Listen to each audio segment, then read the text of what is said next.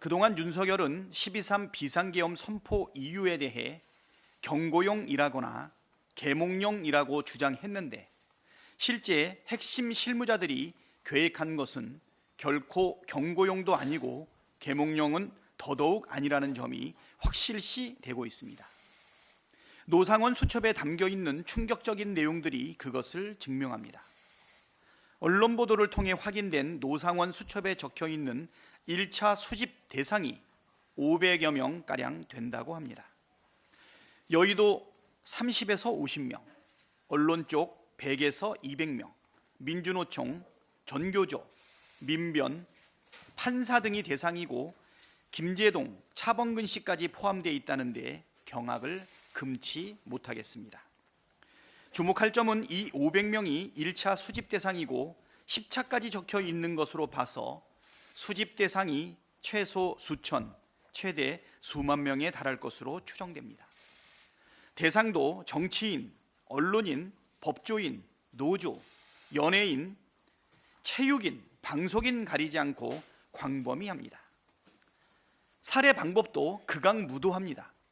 주먹으로 분쇄시킨다거나 음식물에 독극물을 탄다거나 잠자리를 폭파한다거나 확인사살한다거나 북한을 이용해 어뢰 공격을 한다거나 격침시키는 방안들을 적어놓았다고 합니다.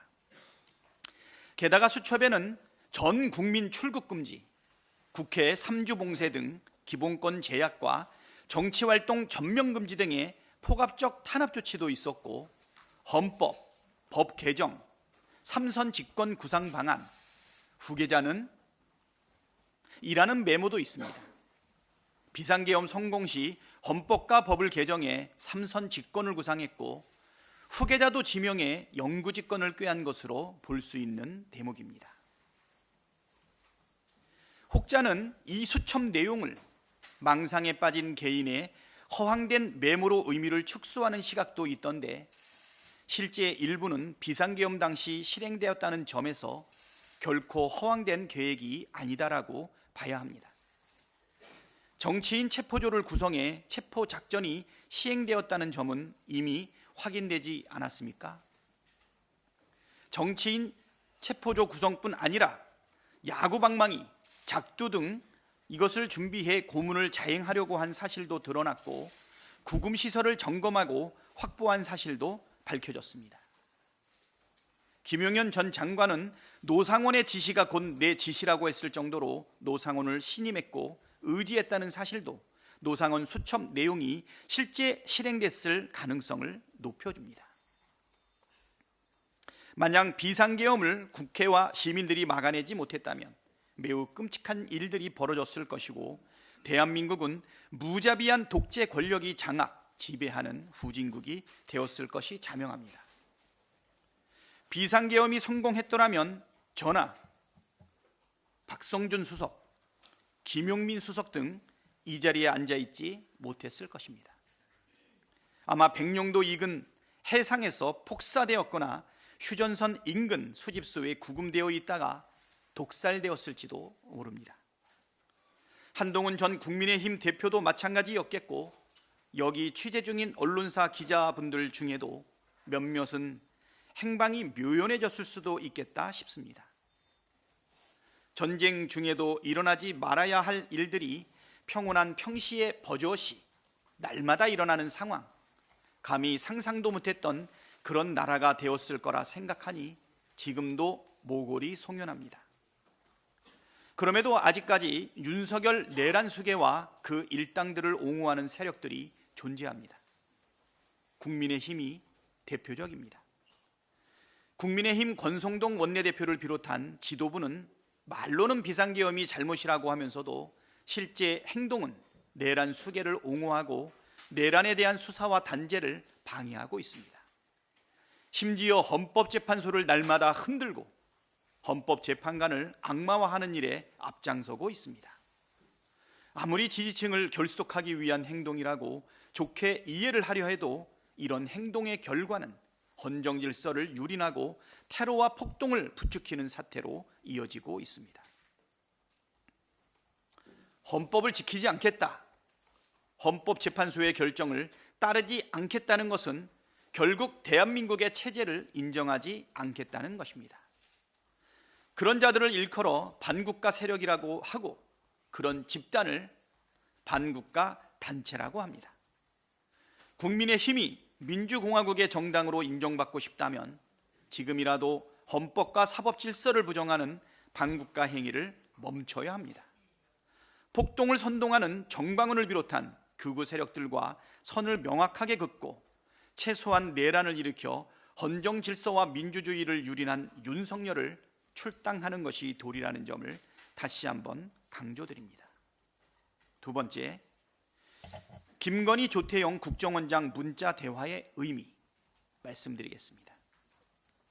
지난 13일 헌법재판소 탄핵 심판에서 김건희가 비상계엄 선포 전날인 작년 12월 2일 조태용 국가정보원장에게 문자를 2통 보냈고 조태용 국가정보원장이 계엄 당일 단문자를 보냈다는 사실이 밝혀졌습니다. 구체적인 문자 내용이 확인되지 않았지만 두 가지 사실을 추론할 수 있습니다. 첫째, 민간인 김건희가 광범위하게 국정에 개입했다는 사실입니다. 둘째, 김건희가 12.3 비상계엄의 준비와 실행에 관여했을 가능성입니다. 하나씩 살펴보겠습니다. 첫째, 윤석열은 V1, 김건희는 V0로 불릴 정도로 김건희가 그동안 국정 운영에 깊숙이 개입해왔다는 사실은 널리 알려져 있습니다. 명태균의 통화 녹취에서도 이런 사실이 확인된 바 있습니다. 그 연장선에서 국정원장과의 문자 대화가 오갔을 수 있습니다. 조태용 원장은 이번 문자가 처음이 아니라는 것도 인정했는데 상식적으로 민간인이 국가 최고 정보기관의 수장과 문자를 주고받는 것은 상상하기 어렵습니다. 어떤 내용의 문자를 주고받았는지 확실하게 밝혀내야 합니다. 국정농단이 일상인 정부였다는 방증인 만큼 반드시 진실을 밝혀내는 것이 꼭 필요합니다. 둘째, 이번 비상계엄이 명태균이 황금폰 공개를 밝힌 다음 날인 12월 3일에 전격 선포되었다는 점에 비춰볼 때 김건희가 12.3 비상계엄에 관여한 정황 증거이기도 합니다. 수차례 말씀드렸던 것처럼 명태균 게이트는 비상계엄의 트리거였습니다. 지난 대선 당시 윤석열이 명태균의 여론조작에 크게 도움을 받았고 김영선 전 의원 공천을 대가로 지급했다는 의혹은 널리 알려져 있습니다. 명태균 구속과 황금폰 공개 입장은 비상계엄을 앞당긴 결정적 계기였습니다. 창원지검이 명태균 수사보고서를 작성한 것이 작년 11월 4일입니다.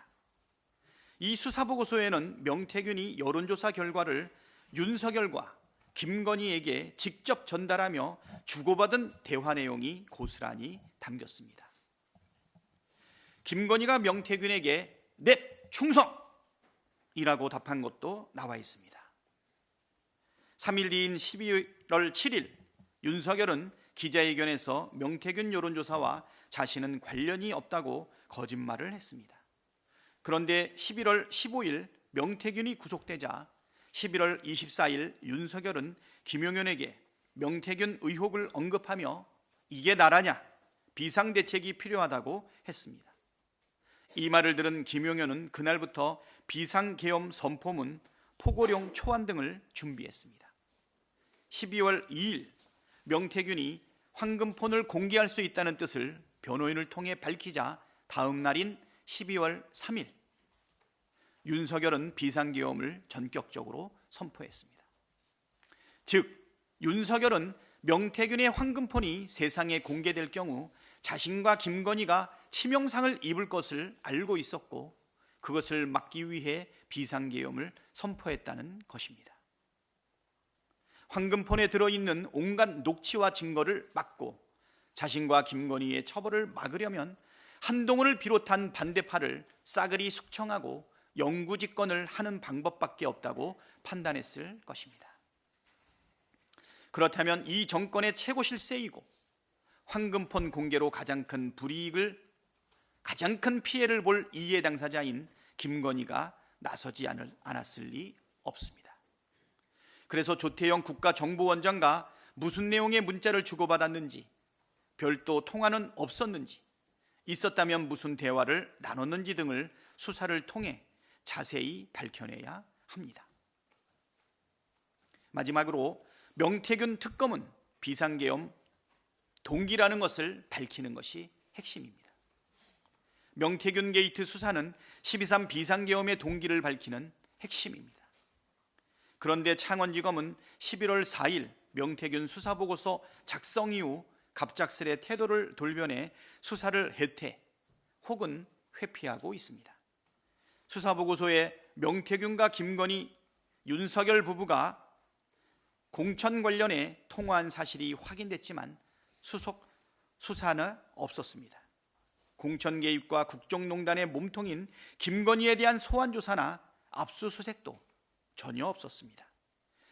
심지어 수사검사가 핵심 증거인 황금폰 폐기를 권유했다는 명태균 측의 폭로도 있었습니다. 게다가 2월 3일 명태균 수사를 담당했던 창원지검 평검사 4명 중 3명이 타 검찰청으로 전출됐고, 파견된 평검사 4명이 중 2명이 원 소속청으로 복귀했습니다. 이 정도면 검찰이 수사 의지가 전혀 없다는 게 명료하지 않습니까? 창원지검이 여론에 떠밀려 조만간 중간 수사 결과 발표를 하겠다고 했지만 명태균 게이트의 핵심은 다루지 않고 주변 격까지만 다룰 가능성이 농후합니다. 그래서 명태균 특검을 반드시 해야 합니다.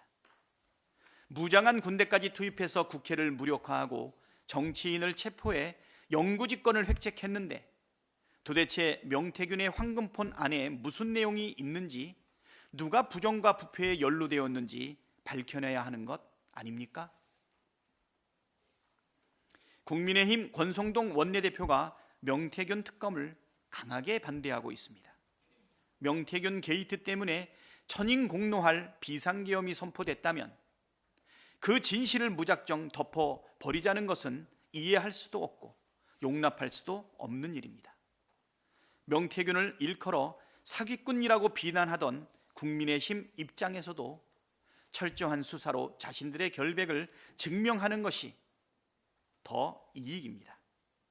명태균 특검은 정쟁이 아니라 나라를 정상화하는 일입니다. 이념의 문제나 진영의 문제가 아니라 헌정 질서와 민주주의를 수호할 것인가 말 것인가의 문제입니다. 부정과 부패의 근원을 도려내고 헌정 질서와 민주주의를 파괴한 자들을 단죄하는 것을 정쟁이라고 주장한다면 그들이야말로 부정과 부패 연루자이며 헌정 질서와 민주주의를 파괴하는 주범이라는 자백입니다. 더불어민주당은 명태균 특검을 반드시 관철하도록 최선을 다할 것입니다. 그것이 나라를 살리는 길이라고 믿습니다. 국민의 눈앞의 사소한 이익에 집착하느라 국민과 나라의 이익을 중대하게 침해하지 말고 명태균 특검에 적극 찬성하기를 촉구합니다. 건강한 보수가 사라지는 것은 국가 전체로도 불행한 일입니다. 국민의 지지를 받는 건강한 보수로 거듭나는 마지막 기회를 버리지 않길